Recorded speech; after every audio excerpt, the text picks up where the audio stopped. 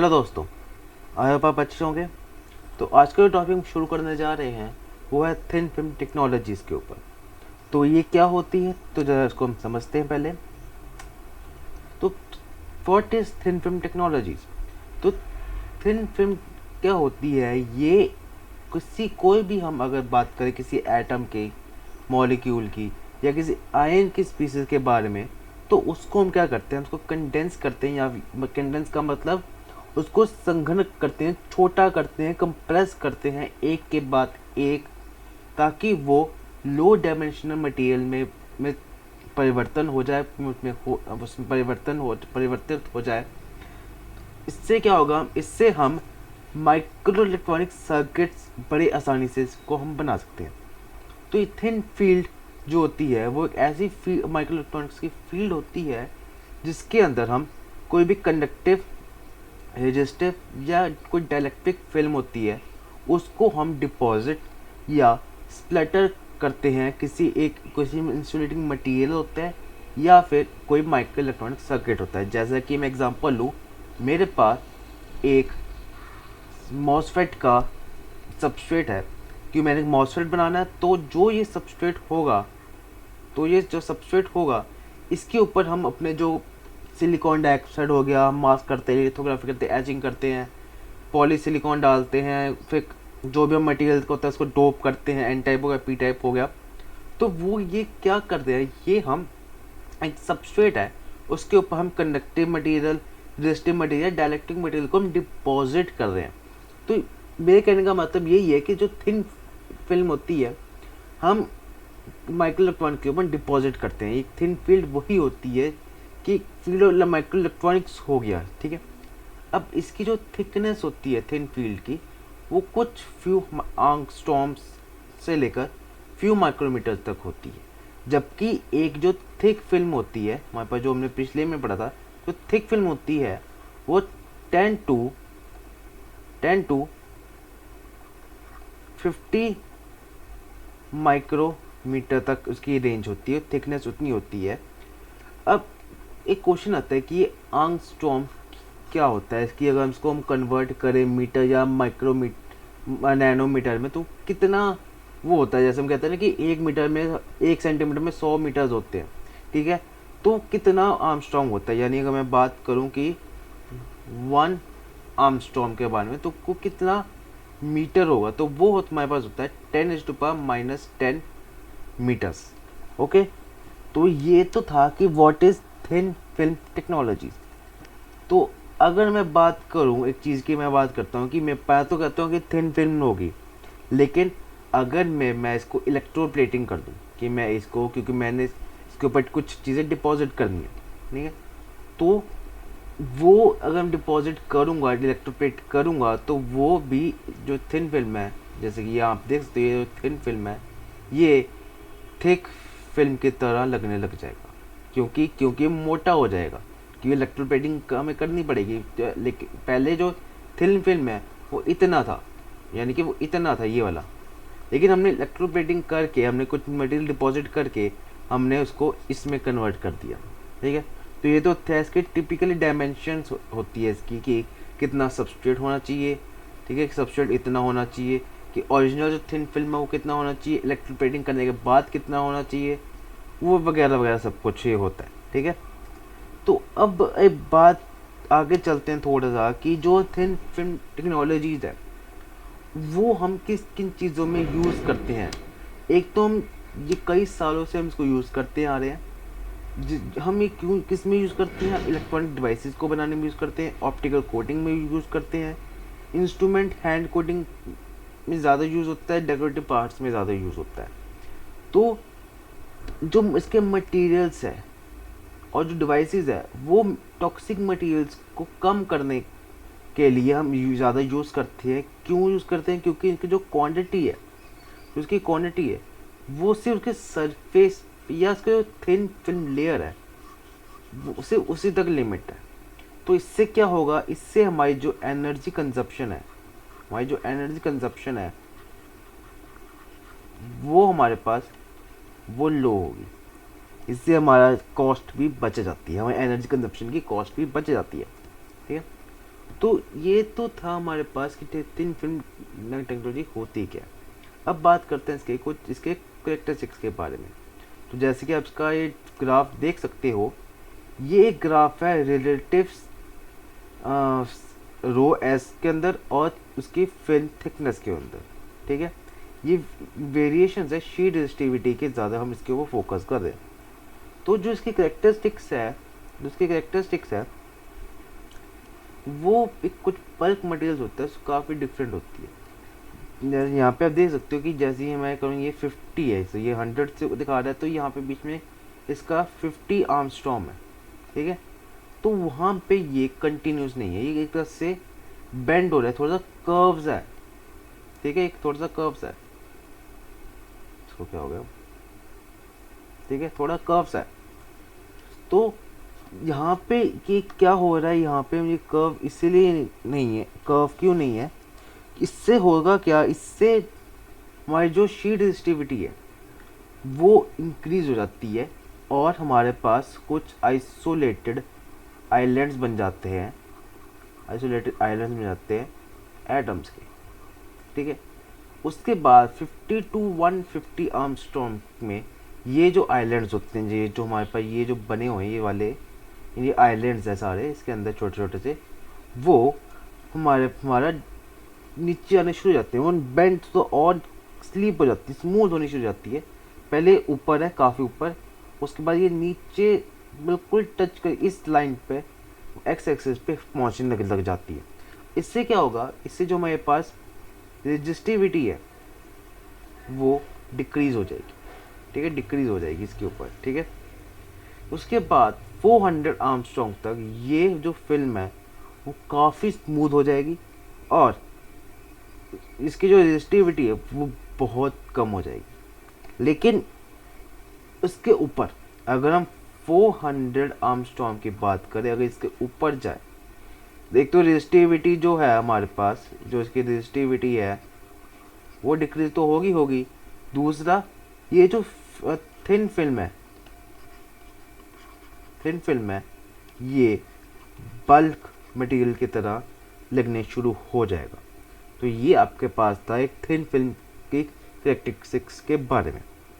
अब बात करते हैं इसके अंदर मटेरियल्स क्या क्या यूज़ होते हैं, क्या क्या मटेरियल्स की रिक्वायरमेंट पड़ती है अगर हमने कंडक्टर बनाना है, रजिस्टर बनाना है या कोई डाइलेक्ट्रिक बनाना है। जैसे कि हमने फर्स्ट में बात की थी, इसके अंदर माइक्रो इलेक्ट्रॉनिक सर्किट्स में हम या फिर सबस्ट्रेट में हम कंडक्टिव मटेरियल, रेजिस्टिव मटेरियल या डाइलेक्ट्रिक मटेरियल को डिपॉजिट करते हैं। अब वो कौन कौन से मटेरियल होते हैं हम उसकी बात करते हैं। जैसे हमने पहले थिक फिल्म की बात करी थी, थिक फिल्म के अंदर बात करी थी, तो सबसे पहले बात करते हैं कंडक्टर के बारे में। तो कंडक्टर के कुछ हमारे पास प्रॉपर्टीज़ हमें पता होनी चाहिए कि हम मटेरियल चूज़ करें तो उसकी प्रॉपर्टीज़ हमें कुछ पता होनी चाहिए, कुछ कंडीशंस होती है हमारे पास। पहली कंडीशन ये है कि उसकी जो रेजिस्टिविटी है, शीट रेजिस्टिविटी, वो कम होनी चाहिए। दूसरी है कि वो आराम से सोल्डर हो जाए या वो बॉन्ड जो होते हैं बनाते हैं, बॉन्डिंग होती है वो ईजिली बन जाए। तीसरा है इसके अंदर जो अडेरेंस होती है, जो बहुत सबस्ट्रेट की, वो बहुत अच्छी होनी चाहिए। अब अडेरेंस क्या होती है, हमारे पास ये होती है, इसका मतलब होता है कोई अटैचमेंट हो गया। जैसे कि आपका जो चिपकाने वाला मटेरियल है, जैसे आपका फेविकोल या गम हो गया, वो एक गुड अडेरेंस है उसके अंदर, यानी वो किसी भी चीज़ के साथ आराम से वो चिपक सकती है वो, ठीक है। जैसे हम फेविकोल यूज़ करते हैं हमारे कोई फ़ोटो चिपकाने के लिए किसी एक पेपर पे, तो वो बड़े इजीली उसको चिपका देती है उसके अंदर, तो अटैचमेंट बड़ी इजीली हो जाती है, तो उसको अडेरेंस बोलते हैं। तो एक कंडक्टर के अंदर अडेरेंस अच्छी सबस्ट्रेट वाली होनी चाहिए। चौथा है इसके अंदर जो क्रोजन है, जो जंग है, वो नहीं होना चाहिए, वो मतलब कि कोरोजन से वो रेजिस्ट करना चाहिए, यानी बहुत ये नहीं कि बहुत जल्दी उसके अंदर जंग लग जाए, मतलब लंबे टाइम तक वो आराम से चल सके, ठीक है। तो वो रेजिस्टेंस टू कोरोजन होना चाहिए। और लास्ट है वो जो प्रोसेस जो हमारे रिक्वायर्ड होती है, किसी कोई फैब्रिकेट करना होता है हमने उसके ऊपर, सबस्ट्रेट के ऊपर कंडक्टिव मटेरियल, कंडक्टर जो भी हमारे पास लगाना है, हमारे पास जो भी डिवाइसेस लगाने हैं वो कंपैटिबल होना चाहिए। मतलब ये नहीं कि ये कंडक्टर मटेरियल है, ये हम इस एक मेथड फर्स्ट मेथड से यूज़ करके लगा सकते हैं, लेकिन सेकंड मेथड से हम इसको नहीं लगा सकते। तो ऐसा नहीं होना चाहिए। तो जो कंडक्टर मटेरियल है वो हर मेथड के साथ जो भी प्रोसेस रिक्वायर्ड है एक के अंदर, वो उसके साथ कंपेटेबल होना चाहिए, ठीक है। तो इसके अंदर जो सबसे ज़्यादा मटेरियल हम मेटल हम सबसे ज़्यादा यूज़ करते हैं वो है गोल्ड और एल्यूमिनियम, ठीक है। गोल्ड और एल्यूमिनियम सबसे ज़्यादा इसके अंदर यूज़ होता है। हम क्यों यूज़ करते हैं, सबसे ज़्यादा मटेरियल क्यों यूज होता है वो हम पढ़ते हैं ज़्यादा। जो गोल्ड है वो केमिकली स्टेबल है। इससे क्या होगा, हमारे पास इसलिए केमिकली स्टेबल है, इससे हमारे पास क्या होगा, जो गोल्ड है वो हाईली इलेक्ट्रिक कनेक्टिविटी होती है इसके अंदर, ठीक है। वो बहुत अच्छा कंडक्टर है, इलेक्ट्रिक के साथ हमारे इलेक्ट्रिक करंट पास अच्छा सा कर लेगा, वोल्टेज जो भी हम प्रोवाइड करेंगे वो हाई इलेक्ट्रिक कंडक्टिविटी होती है। दूसरा, उसके पास जो उसकी बॉन्डेबिलिटी होती है हर किसी भी मटेरियल किसी भी मेटल के साथ वो बहुत अच्छी होती है। जैसे कि आपने देखा होगा मेरे पास अगर कोई एक ये मेरे पास कोई डिवाइस है, कोई एक रैम ले लो, ठीक है। उसके नीचे आपने एक इतने से इतने वाले जहाँ पे आप उसको कनेक्ट करते हो वो सारे गोल्ड के बने होते हैं। तो इसलिए बने होते हैं, एक तो वो केमिकली स्टेबल होते हैं, दूसरा वो हाईली इलेक्ट्रिकल कनेक्टिविटी होती है उसके अंदर, और उसके अंदर जो बॉन्डेबिलिटी होती है बाकी मटेरियल से, जो भी आपकी चिप है रैम की, वो जिस मटेरियल की बनी है उसके साथ वो बहुत अच्छी बॉन्डेबिलिटी बन जाती है, ठीक है। इसके बाद हमारे पास क्या होता है, जो गोल्ड है, मैं आगे जा रहा हूँ। इसके बाद जो हमारे पास गोल्ड है उसकी एक थिकनेस होती है, मतलब उसको हमने कितना उसको थिक रखना है, कितना मोटा रखना है, वो हमने रखना होता है इसके अंदर 2000 से लेकर 5000 के बीच में, ठीक है। और इसकी जो शीट रेजिस्टिविटी है कितनी रेजिस्ट करना चाहिए, हीट रेजिस्टिविटी कितनी होनी चाहिए, वो होनी चाहिए हमारे पास 0.025 से लेकर 0.050 ओम पर स्क्वायर, इतनी उसके अंदर शीट रेजिस्टिविटी होनी चाहिए, ठीक है। तो ये तो था हमारे गोल्ड के बारे में। अब एक दूसरा जो मेटल है जो सबसे ज़्यादा यूज़ होता है वो है हमारे पास एल्यूमिनियम। अब एल्यूमिनियम जो है वो एक बहुत अच्छा कंडक्टर है, बहुत बढ़िया कंडक्टर है, जो एक इलेक्ट्रोड मटेरियल होता है जिसमें हम कैपेसिटर की टर्मिनल्स आपने देखे होंगे, वो बनाने के काम आता है। जैसे या फिर हम कह सकते हो वो एक नॉन ओहमिक कॉन्टैक्ट्स बनाने के हमारे पास काम आता है, ठीक है। जैसे कि आप कई सारे रजिस्टर के टर्मिनल देख सकते हो, वो एल्यूमिनियम के भी बनते हैं, टिन के भी बनते हैं, अलग अलग मटेरियल्स के बनते हैं, लेकिन एल्यूमिनियम बहुत ज़्यादा यूज होता है, बहुत कॉमन मटेरियल होता है, बहुत अच्छा मटेरियल होता है, ठीक है। हमारे पास और भी मटेरियल्स होते हैं जो कि हमारे पास यूज़ करते हैं, डाइलेक्ट्रिक का यूज़ करते हैं, डिपेंडिंग अपॉन कि वो क्या इसमें हमने उससे क्या बनाना है। चाहे हमने कैपेसिटर बनाना है, चाहे हमने मल्टी लेयर इंसुलेशन बनानी है, या फिर पैसिवेशन करना है हमने उसका। और भी मटेरियल्स होते हैं जो हम ओकेजनली इसमें यूज़ करते हैं। मैं वहाँ पे लिख देता हूँ। सबसे पहला हमारे पास आता है सिल्वर, सेकंड आता है हमारे पास निकल, थर्ड आता है हमारे पास क्रोमियम, ठीक है, और फोर्थ आता है हमारे पास टैलियम, ठीक है। तो ये चार और मेटल्स होते हैं जो हम कंडक्टर बनाने में यूज़ करते हैं बिसाइड्स गोल्ड एंड एल्यूमिनियम, ठीक है। तो ये तो था हमारे पास कंडक्टर मटेरियल को बनाने में हमारे पास क्या यूज़ होता है, ठीक है। इसके बाद हम अगली बात करते हैं हम रेजिस्टर के बारे में, ठीक है। अब इसके अंदर हमारे पास कुछ चीज़ें आती है, कुछ मटेरियल्स होते हैं जिनका जो रेजिस्टेंस शीट रेजिस्टिविटी कितना होना चाहिए, हम क्या क्या यूज़ करते हैं। एक पहला आता है मेरे पास निकल क्रोमियम और टैलियम नाइट्रेट, ठीक है। इसकी जो रेजिस्टेंस होती है वो सबसे कम होती है, वो होती है 200 ओम पर स्क्वायर, इतनी कम होती है वो। इसके बाद आता है क्रोमियम सिलिसाइड, जिसकी सबसे ज़्यादा हाईएस्ट शीट रेजिस्टेंस होता है वो होता है 2000 ओम पर स्क्वायर। ठीक है, अब इसके बाद हमें पास आता है टिन ऑक्साइड, जिसकी हमारे पास अराउंड 100 से 500 ओम पर स्क्वायर रेजिस्टेंस होती है। ठीक है, अब टिन ऑक्साइड की एक खास बात है कि वो उसके अंदर ट्रांसपेरेंसी होती है, ट्रांसपेरेंसी होती है। ठीक है, अब क्योंकि इसके अंदर ट्रांसपेरेंसी होती है तो ये सबसे ज़्यादा हमारे पास जो हमारे पास फ्लैट पैनल होते हैं, फ्लैट पैनल डिस्प्लेज होते हैं, उसमें सबसे ज़्यादा ये हम टिन ऑक्साइड सबसे ज़्यादा यूज़ होती है, क्योंकि इसके अंदर हमारे पास ट्रांसपेरेंसी होती है। ठीक है, अब इसके हमारे पास एक और चीज़ आती है, हम निकल क्रोमियम तो यूज़ करते हैं, तो इसके अंदर हमारे पास इसकी जो कंपोजिशन रेशो है कि हम दो मेटल्स को यूज़ कर रहे हैं, निकल और क्रोमियम, तो हम इसकी कुछ कंपोजिशन रेशो होती है कि हम कितना इसको यूज़ करना चाहते हैं। जैसे हमारे पास की सोल्डरिंग वायर होती है, उसके अंदर हमारे पास कहते हम पूछते हैं कि हमने 60-40 वाली लेनी है कि 30-70 वाली लेनी है। तो उसमें क्या होता है कि 30 अगर 60-40 है तो 60% ये मटेरियल यूज़ होता है और 40% ये मटेरियल को मिला के ये सोल्डिंग वायर बनती है।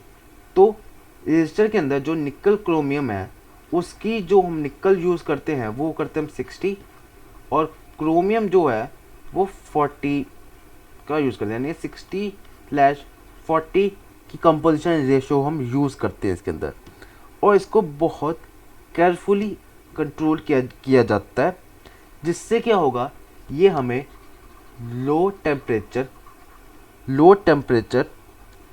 कोफिशिएंट ऑफ रेजिस्टेंस प्रोवाइड करता है। अब ये क्या होता है ये हम थोड़ी देर तक देखेंगे।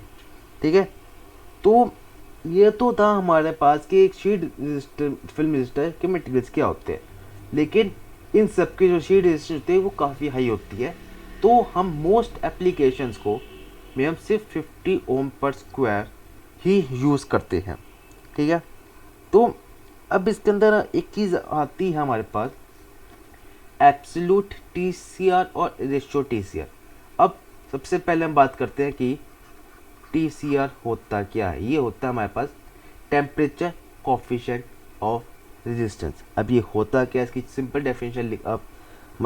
डेफिनेशन है कि ये एक तरह से calculation of relative change in resistance पर डिग्री ऑफ टेम्परेचर चेंज। ठीक है, तो ये टीसीआर ये होता है, और इसको हम ppm पर डिग्री सेल्सियस पे मेजर करते हैं इसके अंदर। ठीक है, तो अब एब्सोल्यूट और रेशियो टीसीआर को कैलकुलेट करने के लिए मेरे पास दो फॉर्मूले हैं, एब्सोल्यूट का ये है और रेशियो का ये है। अब एब्सोल्यूट यानी एक रजिस्टर का एब्सोल्यूट पूरा कंप्लीट टीसीआर को हम इस तरह से हम इसको कैलकुलेट करते हैं इसके अंदर। ठीक है, और रेशियो के अंदर हम दो रजिस्टर होते हैं, एक आर ए होता है और आर बी होता है, उसके अंदर का हम रेशियो इसके रेशियो का हम टीसीआर निकालते हैं।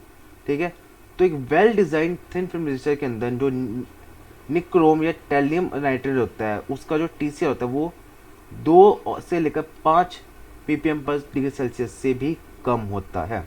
तो ये से आपको एक थोड़ा सा याद रखना है, बाकी इसके अंदर ज़्यादा कुछ नहीं है। ठीक है, तो ये तो था कि एक रजिस्टर को बनाने का कैसे हम उसको में बनाते हैं इसके अंदर से। ठीक है, अब हमारा जो लास्ट हम टॉपिक है आज का वो है एक थिन फिल्म डाइलेक्ट्रिक और सबस्ट्रेट मटेरियल्स के बारे में। तो इसके अंदर सबसे पहले हमारे पास था सिलिकॉन मोनोऑक्साइड, जिसकी रिलेटिव कांस्टेंट होती है 5 होती है। एक और मटेरियल है जिसकी भी सेम होती है, वो होता है सिलिकॉन डाइऑक्साइड, उसकी भी रिलेटिव कांस्टेंट 5 ही होती है। मतलब दो मटेरियल्स ऐसे जिसकी रिलेटिव कांस्टेंट 5 होती है, पहला होता है सिलिकॉन डाइऑक्साइड, दूसरा होता है सिलिकॉन मोनोऑक्साइड। ठीक है, तो जो सिलिकॉन वेफर होते हैं हमारे पास, जो सिलिकॉन के हमारे पास ऐसे वेफर होते हैं जिससे हम चिप्स बनाते हैं, उसके अंदर जो हमारा होता है वो सिलिकॉन डाइऑक्साइड सबसे ज़्यादा कॉमनली फ्रीक्वेंटली यूज़ होता है एज ए डाइलेक्ट्रिक। ठीक है, एज ए डाइलेक्ट्रिक हमारा वो सबसे ज़्यादा यूज़ होता है। इसके बाद आता है हमारे पास टैंटलियम पेंटाऑक्साइड, जिसका डाइलेक्ट्रिक कांस्टेंट बहुत ज़्यादा हाई होता है, अराउंड 25 का। ठीक है, तो इसका एक मेजर एडवांटेज है, एक बहुत अच्छा एडवांटेज है कि अगर हम टैंटलियम बेस्ड मटेरियल्स को यूज़ कर रहे हैं कि वो हमारे पास उसके ऊपर हम कोई भी रेजिस्टिव मटेरियल है, रेजिस्टिव फिल्म है, या कोई डाइलेक्ट्रिक फिल्म है, वो इजीली इसके ऊपर फैब्रिकेट करते हैं यूजिंग अ कॉमन मटेरियल। कोई अगर मटेरियल इस दोनों में कॉमन आ रहा है तो हम इजीली इसको यूज़ कर सकते हैं। अगर इससे बस सिर्फ होता है बात, अगर ये मटेरियल बेस्ड हो, टैलियम के साथ कोई और मेटल हो हमारे साथ, जैसे हम टैलियम पेंटाऑक्साइड हो गया, तो ये काफ़ी अच्छा मटेरियल होता है। ठीक है, अब जो सबस्ट्रेट्स होता है वो हमें एक स्मूदर फिनिश देता है। ठीक है, जो एक हमारे पास इसके अंदर सबस्ट्रेट होता है वो काफ़ी स्मूथ फिनिश देता है हमें। ठीक है, स्मूथ फिनिश होती है, इसके स्मूथ सरफेस फिनिश कह सकते हो। ठीक है, जो हमने थिक फिल्म में हमने देखा था उसके अंदर ज़्यादा स्मूथ नहीं था, जबकि थिन, क्योंकि थिन है, काफ़ी पतला है, इसलिए वो काफ़ी स्मूथ देता है। इसके अंदर हम सबसे ज़्यादा हाई प्योरिटी एल्यूमिना देते हैं, जो कि हमारे पास होता है 99.9% प्योर होता है। वो हमारे पास सबसे ज़्यादा पॉलिश्ड और ग्लेज्ड सरफेस में हम यूज़ करते हैं सबसे ज़्यादा उसके अंदर। ठीक है, अब इसके अंदर दो चीज़ें और यूज़ होती है जो हम सबसे ज़्यादा यूज़ करते हैं मटेरियल्स, वो है क्वार्ट्ज और सैफायर, जो कि माइक्रो हाइब्रिड सर्किट्स में काफ़ी ज़्यादा यूज़ होता है। ठीक है, जो सैफायर होता है, सैफायर जो होता है हमारे पास, वो बेसिकली एक सिंगल क्रिस्टल एल्यूमिनियम ऑक्साइड होता है, मतलब उसकी एक सिंगल क्रिस्टल होती है। एक और आता है हमारे पास, इसके नाम में होते हैं ग्लास, वो भी हम सबसे ज़्यादा यूज़ करते हैं। ग्लास सबस्ट्रेट होता है, जो कि कहाँ यूज़ होता है, सबसे एप्लीकेशन होती है उसके लिए लो पावर, जहाँ पे हमें लो पावर चाहिए और लो फ्रीक्वेंसी, जिसके अंदर हमें लो पावर चाहिए, यानी कम पावर चाहिए, यानी जैसे कह सकते हो बहुत कम पावर, बहुत ही कम पावर और लो फ्रीक्वेंसी की एप्लीकेशन में यूज़ होते हैं यहाँ पे। तो एक लास्ट हमारे पास आता है, जहाँ पे एक तो हो गया हमारे पास लो पावर वाले एप्लीकेशन। अब हम अगर हाई पावर में यूज़ करना है तो वहाँ पे हमारा आता है टैप कास्ट बेरिलिया। ठीक है, तो ये high power thin film hybrids में, उसके एप्लीकेशंस में सबसे ज़्यादा यूज़ होता है। तो ये तो थे हमारे पास कि थिन फिल्म डाइलेक्ट्रिक्स और सबस्ट्रेट मटेरियल्स कौन से होते हैं जो उनमें हमें बनाने के काम में आते हैं। तो आई होप आपको पसंद आया होगा, आपको समझ आया होगा आज का टॉपिक। ही तो जस्ट एक स्टार्टिंग थी आज, तो आज हमने थिन फिल्म टेक्नोलॉजी की स्टार्ट किया था। तो नेक्स्ट टाइम जब हम आपसे मिलेंगे तो हम इसके प्रोसेस के बारे में बात करेंगे कि कौन कौन से मेथड्स हैं कि हम इसको किस तरह से बनाया जा सके। तब तक के लिए अपना ध्यान रखिए, मिलेंगे नेक्स्ट वीडियो में। Thank you.